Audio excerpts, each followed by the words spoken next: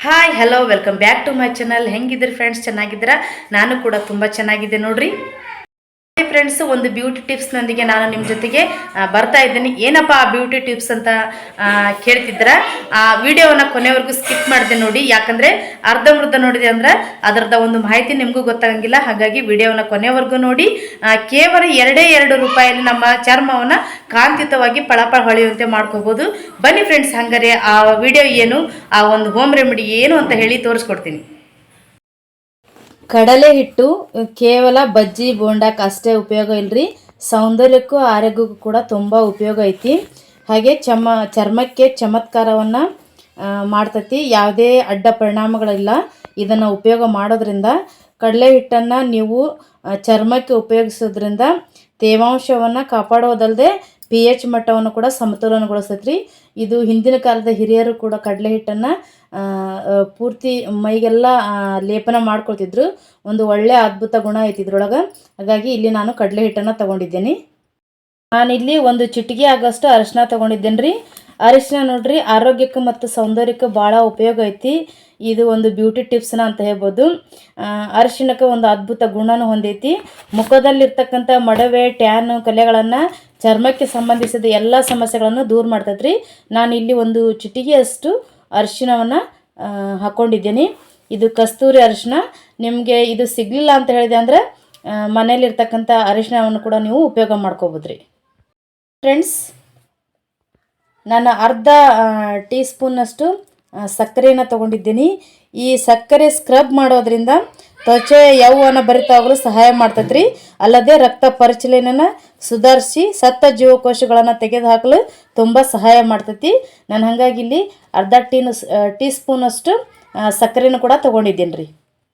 Friends, ನಾನಿಲ್ಲಿ ಬ್ರೂ ಕಾಫಿಯನ್ನು ತೊಗೊಂಡಿದ್ದೀನಿ. ನಾನು ಇದನ್ನು ಅರ್ಧ ಟೀ ಸ್ಪೂನಷ್ಟು ಅಷ್ಟೇ ಯೂಸ್ ಮಾಡ್ತೀನಿ, ಕೇವಲ 2 ರೂಪಾಯಿ ಇದಕ್ಕೆ. ಈ ಕಾಫಿ ಪುಡಿಯಲ್ಲಿ ಏನಪ್ಪ ಐತೆ ಅಂತ ಹೇಳಿದೆ ಅಂದರೆ ಆಂಟಿ ಆಕ್ಸಿಡೆಂಟ್ಗಳು ಚರ್ಮಕ್ಕೆ ಬಹಳ ಉಪಯುಕ್ತವಾಗ್ತೈತೆ ರೀ. ತ್ವಚೆಗೆ ತುಂಬ ಹೊಳಪನ್ನು ನೀಡ್ತೈತಿ, ಚರ್ಮವನ್ನು ಬಿಗಿಗೊಳಿಸ್ತೈತಿ ಮತ್ತು ರಕ್ತ ಪರಿಚಲನೆಯನ್ನು ಕೂಡ ತುಂಬ ಸುಧಾರಿಸ್ತೈತೆ ರೀ. ಇದು ಕೂಡ ನಮ್ಮ ಒಂದು ಚರ್ಮಕ್ಕೆ ತುಂಬ ಉಪಯೋಗ ಐತಿ. ಇಲ್ಲಿ ಅರ್ಧ ಟೀ ಸ್ಪೂನಷ್ಟು ಅಷ್ಟೇ ಕಾಫಿ ಪುಡಿನ ತೊಗೊಂಡಿದ್ದೀನಿ. ಇಲ್ಲಿ ಒಂದು ಅರ್ಧ ನಿಂಬೆ ಹಣ್ಣನ್ನ ತೊಗೊಂಡಿದ್ದೀನಿ. ಇದು ಕೂಡ ನೋಡ್ರಿ ಒಂದು ಮುಖದಲ್ಲಿರ್ತಕ್ಕಂಥ ಪಿಗ್ಮೆಂಟೇಷನನ್ನು ಸಮಸ್ಯೆನ ದೂರ ಮಾಡ್ತೈತಿ. ಕಪ್ಪು ಕಲೆಗಳು, ಪಿಗ್ಮೆಂಟೇಷನ್ ಸಮಸ್ಯೆ ಏನಾದರೂ ಕೂಡ ಇದ್ದರೂ ಕೂಡ ಈ ನಿಂಬೆ ರಸ ಅವೆಲ್ಲ ಚರ್ಮಕ್ಕೆ ಸಂಬಂಧಿಸಿದ ಒಂದು ಪಿಗ್ಮೆಂಟೇಷನನ್ನು ದೂರ ಮಾಡ್ತೈತೆ ರೀ. ನಾನಿಲ್ಲಿ ರೋಸ್ ವಾಟರ್ನ ಕೂಡ ಯೂಸ್ ಮಾಡ್ತಾ ಇದ್ದೀನಿ ಫ್ರೆಂಡ್ಸ್. ಬನ್ನಿ ಹಾಗಾದ್ರೆ ಆ ಪ್ಯಾಕನ್ನು ಅಂದರೆ ಕಾಫಿ ಪುಡಿ ಫೇಸ್ ಸ್ಕ್ರಬ್ಬನ್ನು ಯಾವ ರೀತಿ ಮಾಡೋದು ಅಂತೇಳಿ ತೋರಿಸ್ತೀನಿ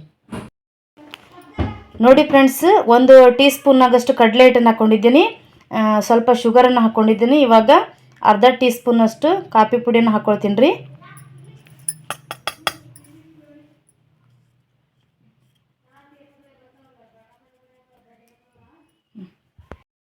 ಒಂದು ಚಿಟಿಕೆ ಆಗೋಷ್ಟು ಅರಿಶಿಣವನ್ನು ನಾನು ಹಾಕ್ಕೊಳ್ತಾ ಇದ್ದೀನಿ.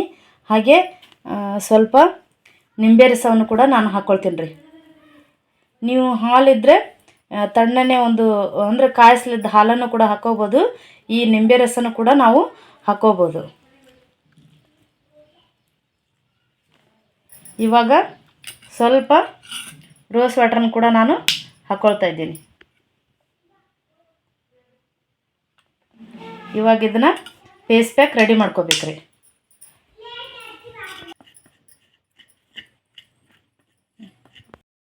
ಇವಾಗ ನೋಡಿ ಫೇಸ್ ಪ್ಯಾಕ್ ರೆಡಿ ಆಯಿತು.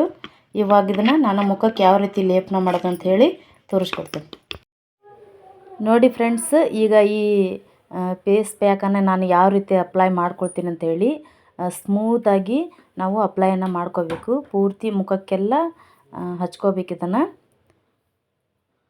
ನೋಡಿ ಈ ಥರ ಹಚ್ಕೋಬೇಕು. ಹಾಗೆ ಇದು ಚರ್ಮವನ್ನು ಅಂದರೆ ಕಾಂತಿಯುತ ಮಾಡುವುದರ ಜೊತೆಗೆ ಮುಖದಲ್ಲಿರ್ತಕ್ಕಂಥ ಬೇಡವಾದ ಒಂದು ಹೇರ್ಸನ್ನು ಕೂಡ ರಿಮೂವ್ ಮಾಡ್ತೈತಿ.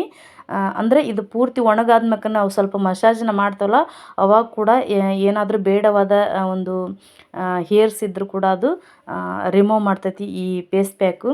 ಹಾಗಾಗಿ ಪೂರ್ತಿ ಮುಖಕ್ಕೆಲ್ಲ ನಾವು ಈ ರೀತಿ ಅಪ್ಲೈ ಮಾಡ್ಕೋಬೇಕು. ನಾವು ಇದನ್ನು ಹಚ್ಚೋಕ್ಕಿಂತ ಮೊದಲು ನಾವು ತಣ್ಣೀರಿನಿಂದ ಮುಖವನ್ನು ನೀಟಾಗಿ ತೊಳ್ಕೊಂಡು ಒಂದು ಕಾಟನ್ ಬಟ್ಟೆಯಿಂದ ಒರೆಸ್ಕೋಬೇಕ್ರಿ. ಆನಂತರ ನಾವು ಇದನ್ನು ಅಪ್ಲೈ ಮಾಡ್ಕೋಬೇಕು. ನೋಡಿ ಎಷ್ಟು ಆಮೇಲೆ ಸ್ಕಿನ್ನು ಕೂಡ ತುಂಬ ಸಾಫ್ಟ್ ಅನಿಸುತ್ತೆ. ಆನಂತರ ಇದನ್ನು ಹಚ್ಚಿದ ಒಂದು 15 ನಿಮಿಷ ನಾವು ಹಾಗೆ ಬಿಡಬೇಕು. 15 ನಿಮಿಷ ಆದ್ಮೇಲೆ ಇದು ಪೂರ್ತಿ ಬಿಗಿಯುತ್ತೆ ಚರ್ಮಕ್ಕೆ. ಆವಾಗ ನೀವು ಇದನ್ನು ಒಂಥರ ಸ್ಮೂತಾಗಿ ನಾವು ಚರ್ಮದ ಮೇಲೆ ಮಸಾಜನ್ನು ಮಾಡ್ಕೋಬೇಕು.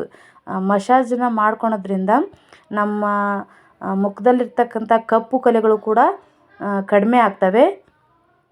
ಹಾಗೆ ಮುಖದಲ್ಲಿರ್ತಕ್ಕಂಥ ಬೇಡವಾದ ಒಂದು ಹೇರ್ಸು ಕೂಡ ಇದಕ್ಕೆ ಕಡಿಮೆ ಆಗ್ತವೆ.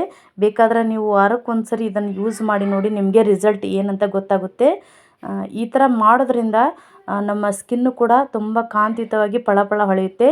ನಾವು ಹೊರಗಡೆ ಏನಾದರೂ ಪ್ರೋಗ್ರಾಮ್ಸು ಈ ಥರ ಕಾರ್ಯಕ್ರಮಗಳಿಗೆ ಹೋಗಬೇಕಾದ್ರೆ ನಾವು ಹಿಂದಿನ ದಿನ ಈ ಥರ ಒಂದು ರೆಮಿಡಿಯನ್ನು ಮಾಡಿಕೊಂಡು, ಅಂದರೆ ಮನೆಮದ್ದನ್ನು ಮಾಡಿಕೊಂಡು ನಾವು ಮಾರನೇ ದಿವಸ ಊರಿಗೆ ಹೋಗಬೇಕಾದ್ರೆ ಹಿಂದಿನ ದಿನನ ಮಾಡ್ಕೋಬೇಕು. ಮಾಡಿಕೊಂಡು ನ್ಯಾಚುರಲಾಗಿ ನೀವು ದಿನ ಡೈಲಿ ಏನು ಯೂಸ್ ಮಾಡ್ತೀರಿ ಅದನ್ನೇ ನೀವು ಮುಖಕ್ಕೆ ಲೇಪನ ಮಾಡಿಕೊಂಡು ನೀವು ರೆಡಿಯಾಗಿ ಹೋದರೆ ನೋಡಿ. ಬೇಕಾದರೆ ಯಾರಾದರೂ ಕೇಳಿದಂದ್ರೆ ನೀವು ಬ್ಯೂಟಿ ಪಾರ್ಲರ್ಗೆ ಹೋಗಿದ್ರಿ ಅಂತ ಕೇಳಿದ್ರೆ ಅಷ್ಟು ಚೆನ್ನಾಗಿ ನಮ್ಮ ಮುಖ ಫಳ ಅಂತ ಹೊಳಿತಿರ್ತೈತಿ. ಹಾಗಾಗಿ ಹಿಂದಿನ ದಿನವೇ ಕೂಡ ನಾವು ಇದನ್ನು ನೀವು ಯೂಸ್ ಮಾಡಿರಿ. ನಾನು ಹಾಗೆ ಮಾಡೋದು. ನಾವು ಹೊರಗಡೆ ಏನಾದರೂ ಒಂದು ಕಾರ್ಯಕ್ರಮಕ್ಕೆ ಹೋಗಬೇಕಾದ್ರೆ ನಾನು ಇದೇ ರೀತಿಯಾಗಿ ಒಂದು ಹೋಮ್ ರೆಮಿಡಿಯನ್ನು ಯೂಸ್ ಮಾಡ್ತೀನಿ. ನಾನು ಮುಖಕ್ಕೆ ಇವಾಗನಾದರೂ ಯಾವುದೇ ಒಂದು ಫೌಂಡೇಶನನ್ನು ಯೂಸ್ ಮಾಡಲ್ಲ. ಕೇವಲ ಪೌಂಡ್ಸ್ ಪೌಡ್ರು ಮತ್ತು ಫೇರ್ ಆ್ಯಂಡ್ ಲವ್ಲಿ ಅಷ್ಟೇ ನಾನು ಯೂಸ್ ಮಾಡ್ತಿರೋದು. ನೋಡಿ, ಈಗ ಪೂರ್ತಿ ಮುಖವನ್ನು ತಣ್ಣೀರಿಂದ ತೊಳ್ಕೊರಿ. ನೋಡಿ ಫ್ರೆಂಡ್ಸ್, ಎಷ್ಟು ಫಳ ಅಂತ ಹೊಳಿತಿದೆ ಸ್ಕಿನ್ನು. ತುಂಬ ಸಾಫ್ಟಾಗಿದೆ. ನಾನು ತಣ್ಣೀರಿನಿಂದ ಮುಖವನ್ನು ವಾಶ್ ಮಾಡ್ಕೊಂಡ್ಬಂದೆ. ನೋಡಿ ಎಷ್ಟು ಚೆನ್ನಾಗಾಗಿದೆ. ತುಂಬ ಸಾಫ್ಟ್ ಅನಿಸುತ್ತೆ. ಸ್ಕಿನ್ನು ಕೂಡ ಸ್ಮೂತ್ ಆಗುತ್ತೆ. ನೋಡಿದ್ರಲ್ಲ ಫ್ರೆಂಡ್ಸ್ ಇವತ್ತಿನ ವಿಡಿಯೋ. ನಿಮಗೂ ಕೂಡ ಈ ಒಂದು ರೆಮಿಡಿ ಇಷ್ಟವಾದರೆ ದಯವಿಟ್ಟು ಟ್ರೈ ಮಾಡಿ. ಯಾವ ರೀತಿ ಇದೆ ಅಂತ ಹೇಳಿ ಕಮೆಂಟ್ ಮುಖಾಂತರ ತಿಳಿಸಿ. ಇವತ್ತಿನ ವಿಡಿಯೋ ಇಷ್ಟವಾದರೆ ದಯವಿಟ್ಟು ಶೇರ್ ಮಾಡಿರಿ, ಲೈಕ್ ಮಾಡಿರಿ, ಕಮೆಂಟ್ಸ್ ಮಾಡಿರಿ. ಹಾಗೆ ಇನ್ನೂವರೆಗೂ ಯಾರು ನನ್ನ ಚಾನಲ್ಗೆ ಸಬ್ಸ್ಕ್ರೈಬ್ ಆಗಿಲ್ಲಲ್ರಿ, ದಯವಿಟ್ಟು ಸಬ್ಸ್ಕ್ರೈಬ್ ಆಗಿ. ಧನ್ಯವಾದಗಳು.